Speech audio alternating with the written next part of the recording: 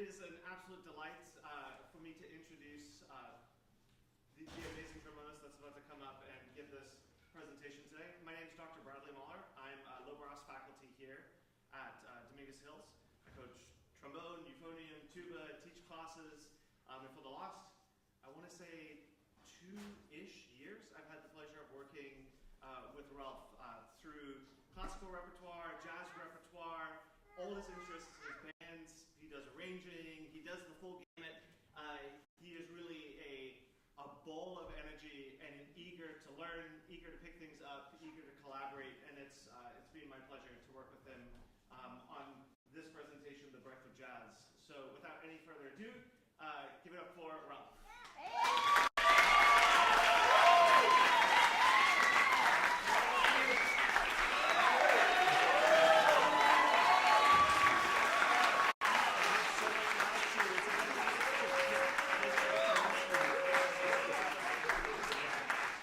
Hello, my friends, family, and everything in between. My name is Ralph Watkins, and welcome to a lecture on the birth of jazz.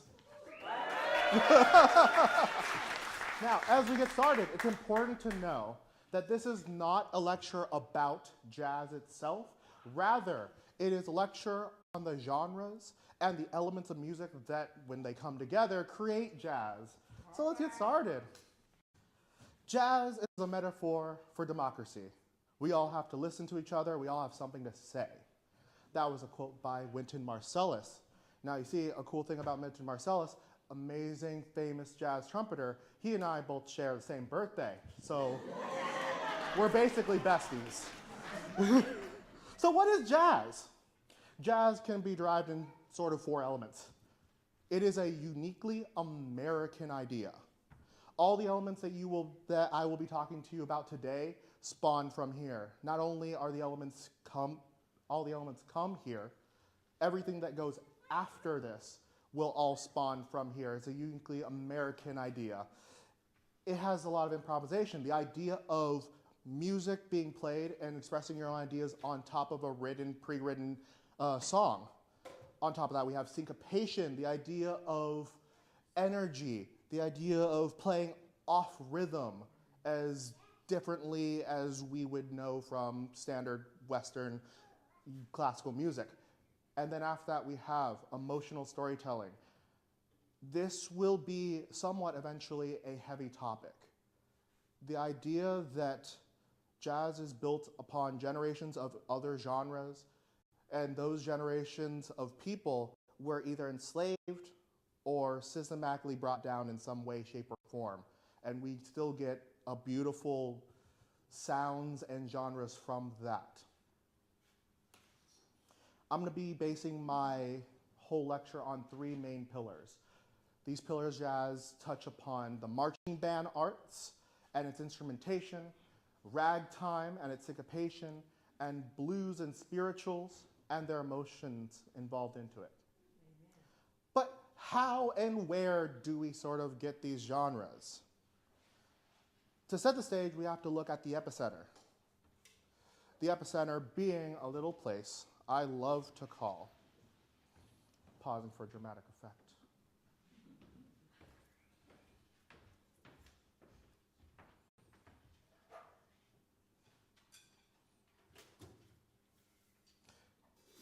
a place I like to call New Orleans.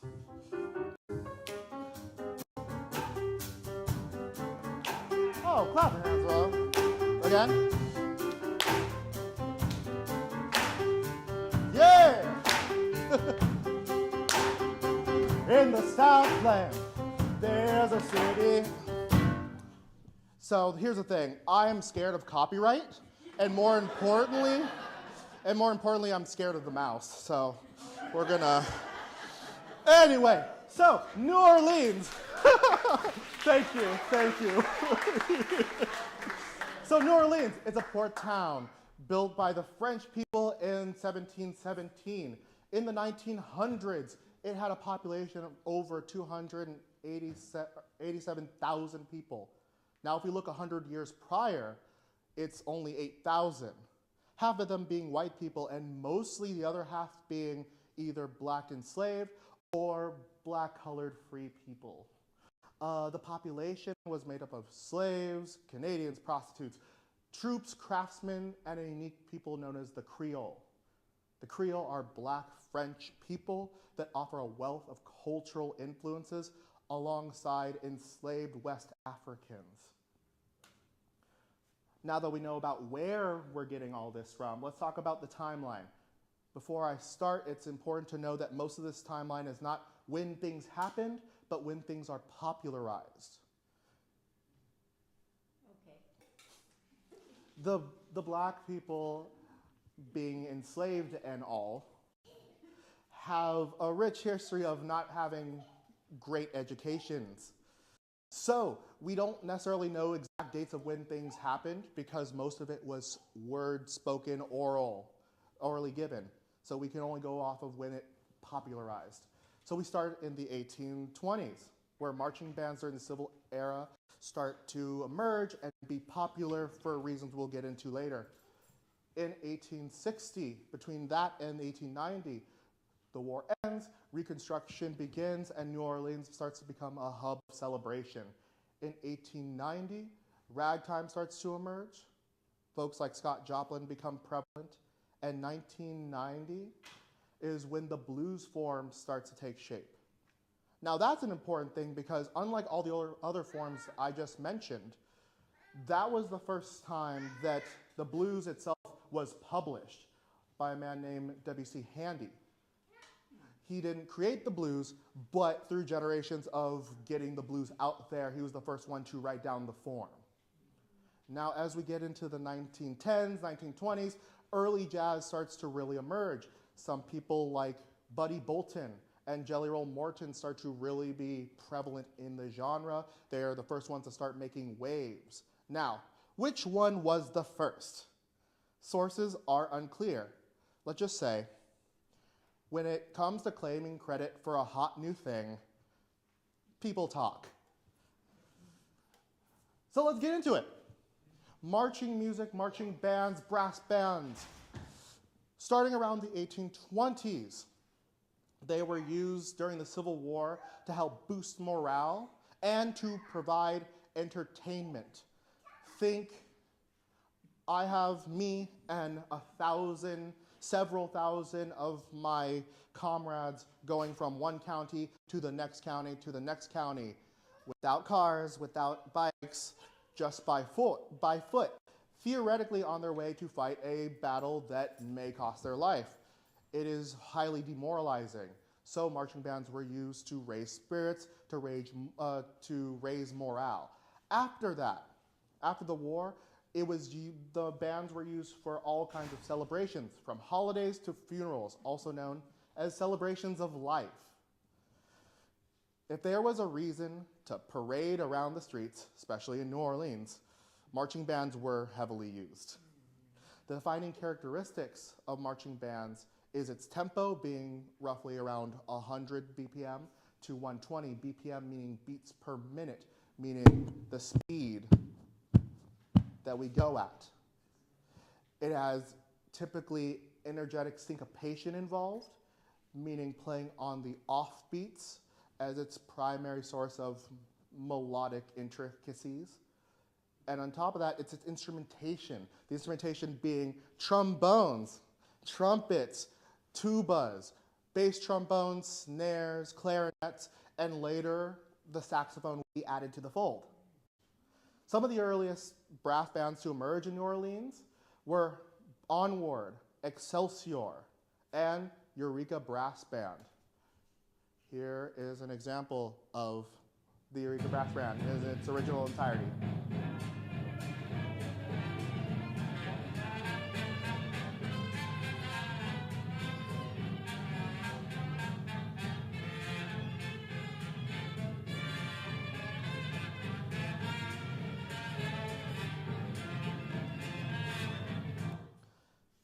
So that was Eureka in their original format in 1950.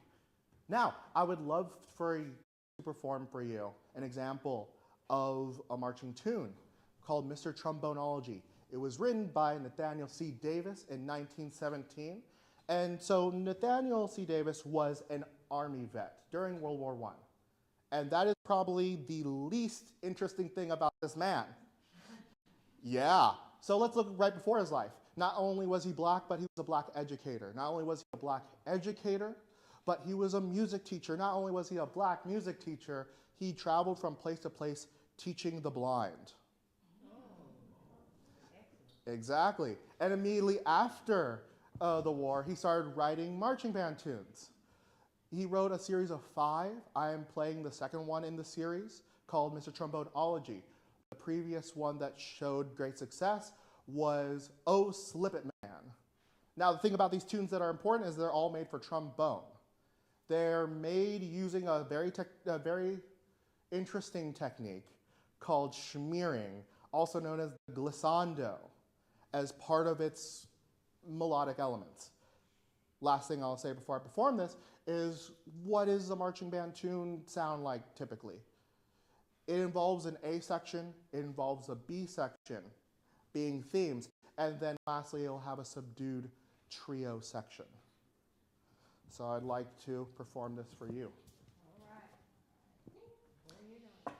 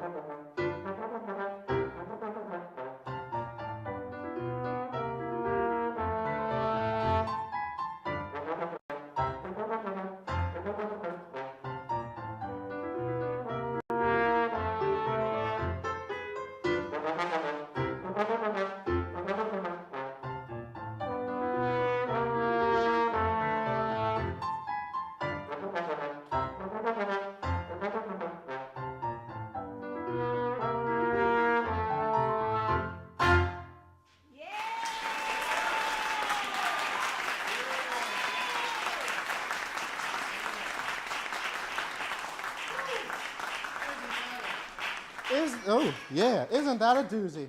Now, let's talk about ragtime. Ragtime is a genre of music composed for the piano, generally in duple meter, and containing highly syncopated treble lead over a rhythmic, steady bass. There isn't a better source like the Library of Congress. But what is ragtime really?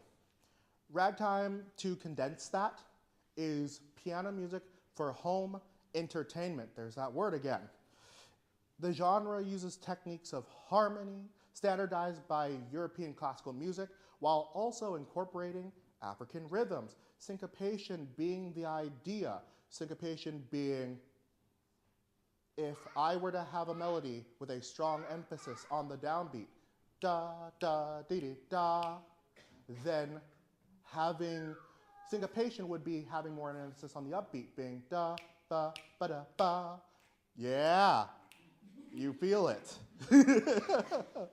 So to break down that quote a little bit more, the right hand being a melodic section on the higher end, while the left hand being a steady back and forth rhythm, bum, bum, bum, bum. Noteworthy contributors of the ragtime include Scott Joplin, also known as the King of Ragtime, as well as a cornet player by the name of Buddy Bolton, who claimed to be the inventor of ragtime. But as I've talked about before, people talk. Now, the piece I'll be performing for you to showcase this genre is Alexander's Ragtime Band. It was created by Irving Berlin in 1911.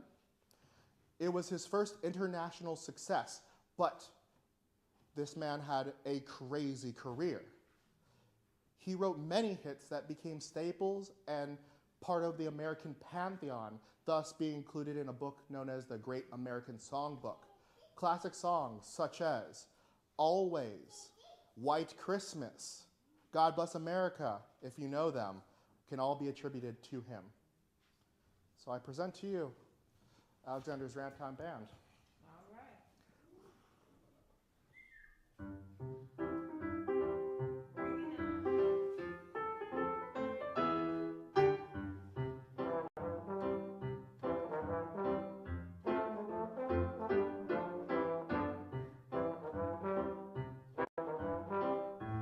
it on.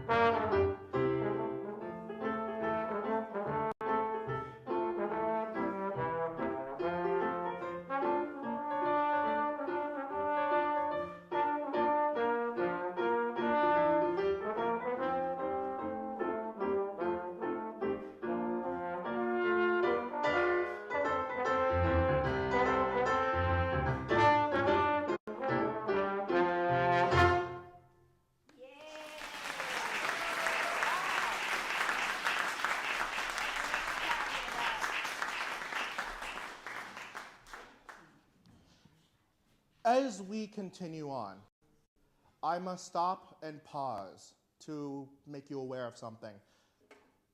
The next several minutes will be uncomfortable, it will be awkward, it will be maybe infuriating.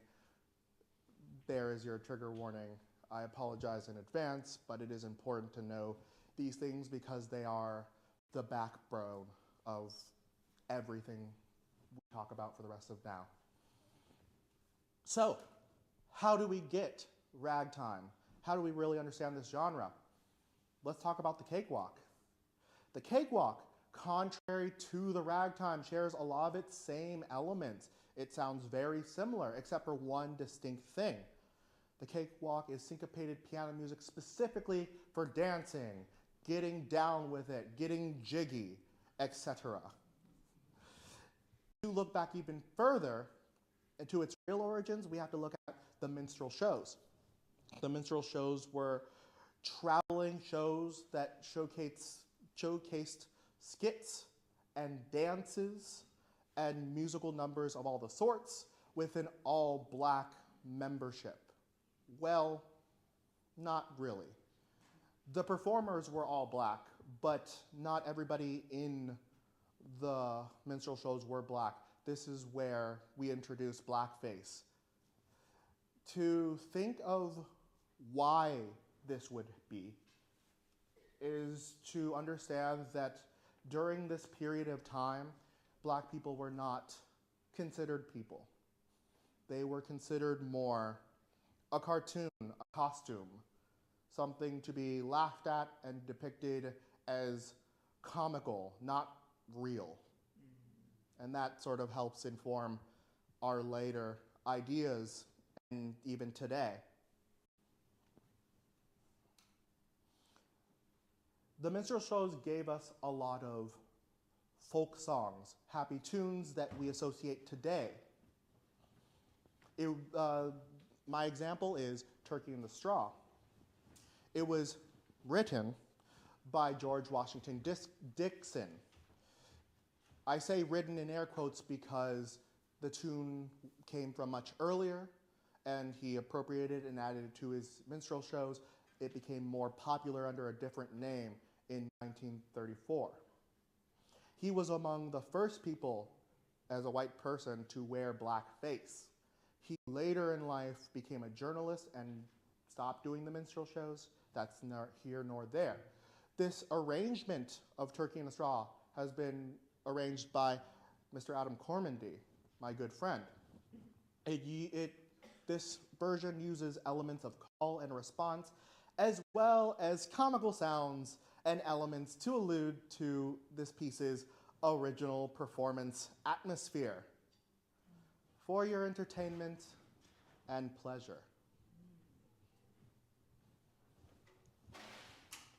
Bring it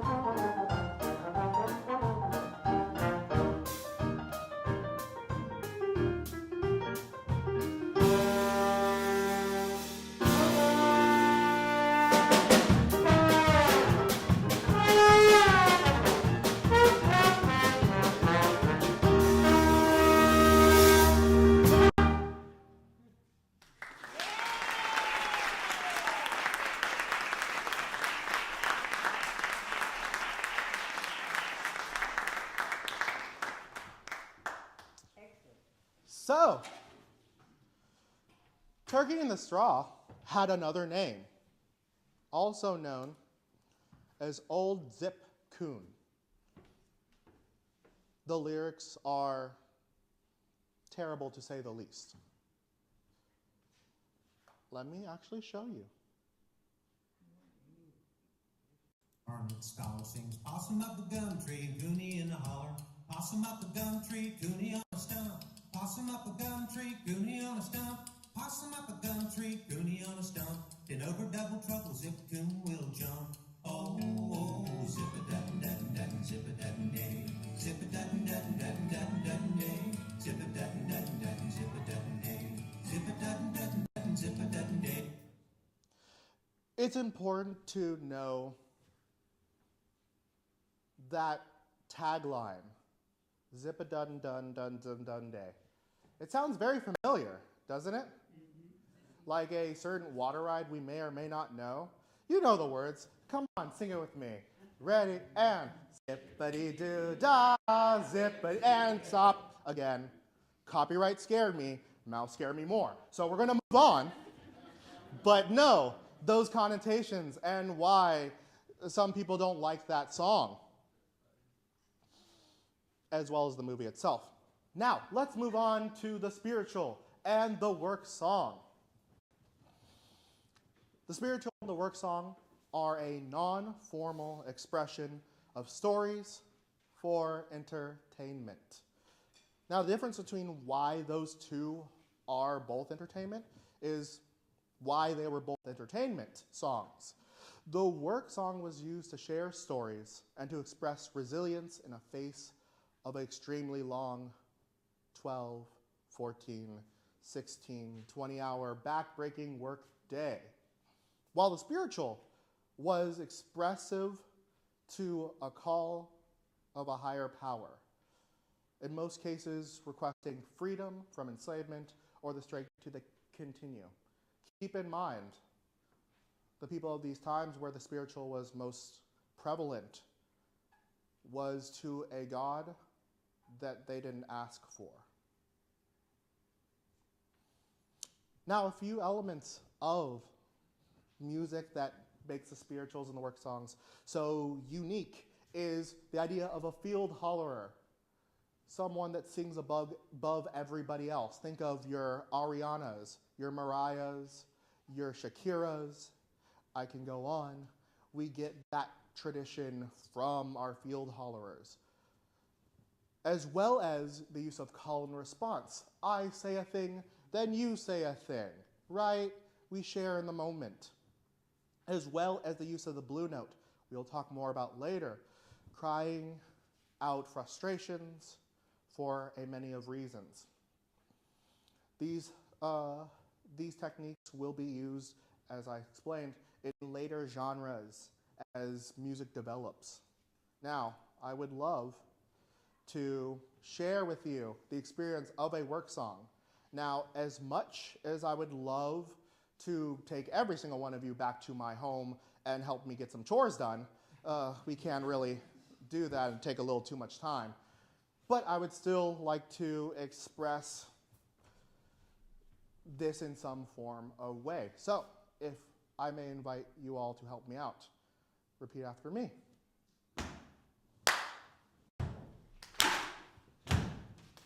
Just like that. Keep in mind, you would be working the fields in this regard. Now repeat after me while you keep it going. Ho, Emma, ho. You turn round, dig a hole in the ground. Ho, Emma, ho. Your turn. Ho, Emma, ho. You turn round, dig a hole in the ground. Ho, Emma, ho. Emma, you from the country.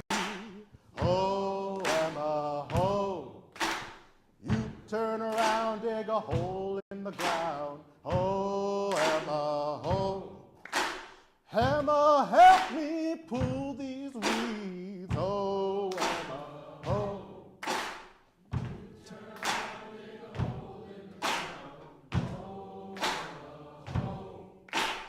Emma, work harder than two grown men. Ho, Emma, ho. turn around, dig a hole in the ground. Ho, Emma, ho. Oh, that worked. So you would be imagining yourself doing work all day, and this is but a fraction of the song itself. Like I said, 10, 20 hours. These have 7 to 10 verses just to keep the mind alive. Now, I would like for me to perform for you a song called Don't Leave Nobody Babe. It is a spiritual lullaby. It is popularized in the 2000s from a musical called Oh Brother, For Art Thou. It comes from a way older time. It was a traditional lullaby. It gave the words themselves talk about an indoor slave trying to rock a master's child back to sleep with levels of uncomfort and frustration. The exact date is unknown, as I said before, because of enslavement. And now this arrangement was also written by Mr. Adam Cormandy and uses call and response as well as the blue note. I hope you enjoy.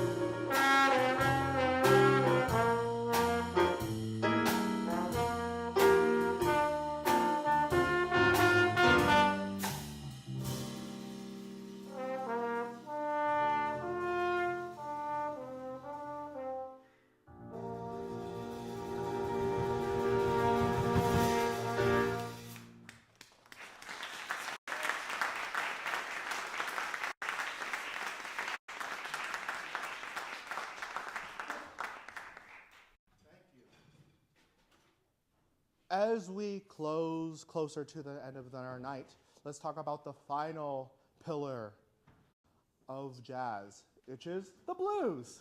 Yay! The blues is a genre cultivated from African Americans, with instrumentation being the banjo, the guitar, piano, and bass.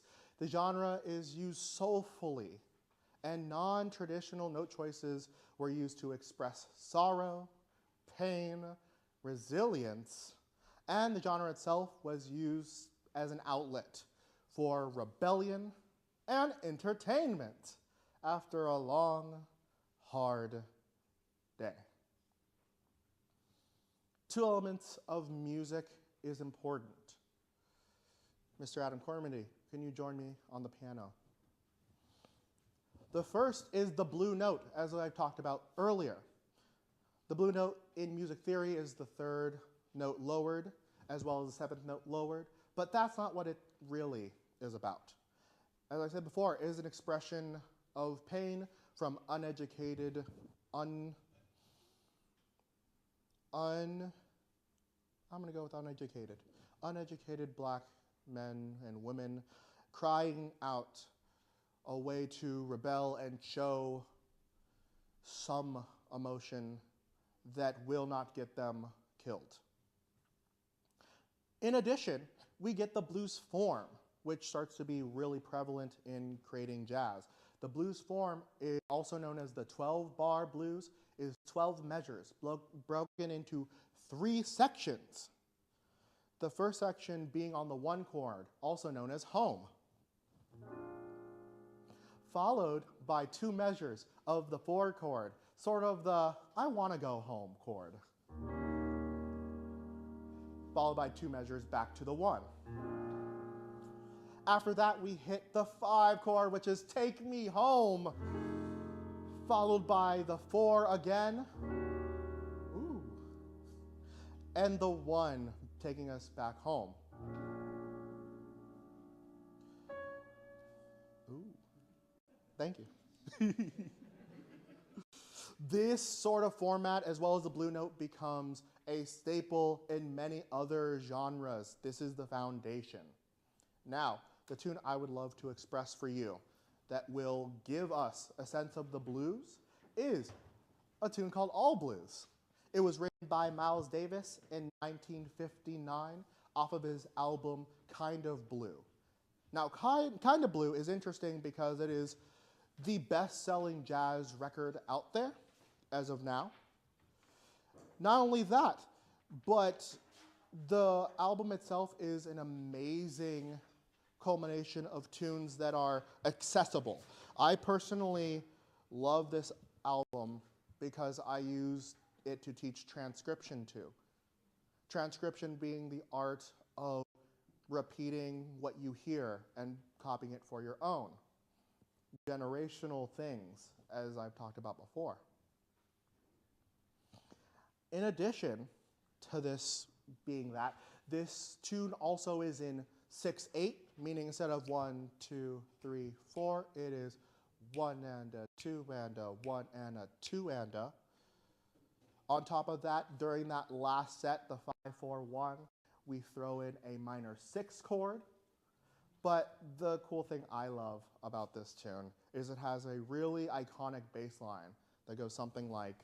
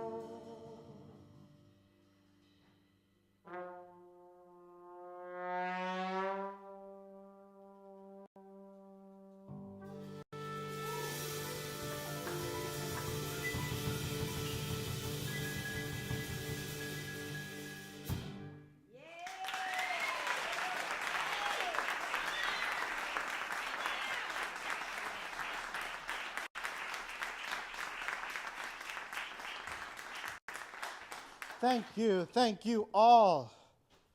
So, that was the blues. With the blues, with the ragtime, with the marching bands, the instrumentation, the harmony, the spirituality, and the generational storytelling all coming together, we get jazz. Well, originally it was called jazz with 2 S's. But we get a version of jazz, except I'm missing something. Oh, yeah, it was improvisation. So let me reiterate what improvisation is. It is not just, as we've talked about today, playing a melody over pre-written chords, but it is also expression. Who are you? What do you want to say? But also it can be more than that. It is used to heighten a piece for your entertainment. It is used to express yourself when words fail. It is used to create an environment to communicate. And its origins are from Black people and their suffering. Or their origins are from Black people trying to express their truths. It is about Black people showing who they are when they can't really show who they are.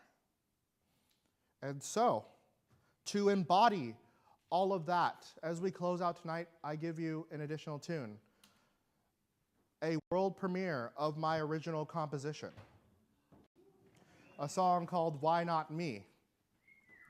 As the name suggests, Why Not Me is about what do I do when I feel inferior, insignificant? Why not me? I wrote this in a dark time. This piece has isolated a somber melody, but along with its chords, it is a happy tune. It is what happens when you take negative energy, when you take energy that is bringing you down and put a mask on it. So, I premiere for you, Why Not Me, for your entertainment and pleasure.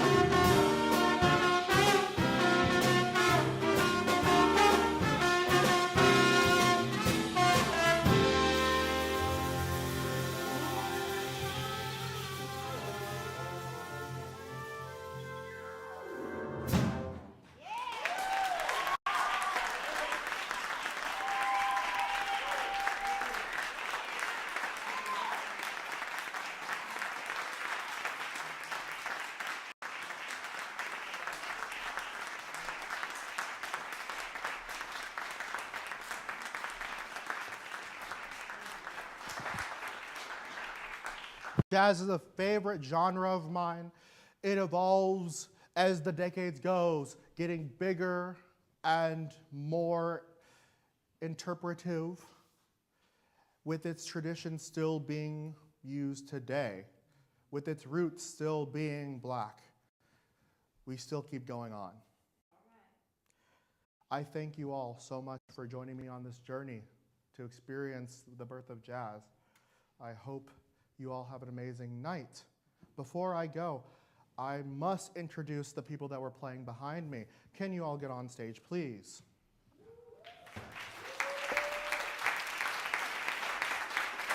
Now, a couple things that you may or may not know. I have a band of my own. We are called Ralph and the Band. In fact, I am Ralph, and they're the band. We play jazz, we play soul, we play funk, we play R&B, and we have a great time and look festive while doing it. Now, on the drums, we have Justin.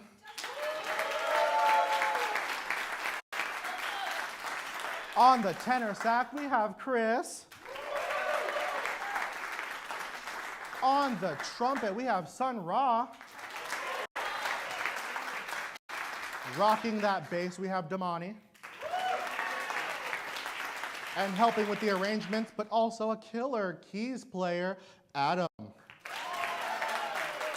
Once again, my name is Ralph Watkins. I hope you all get home safe. Thank you for joining me. Have a good night.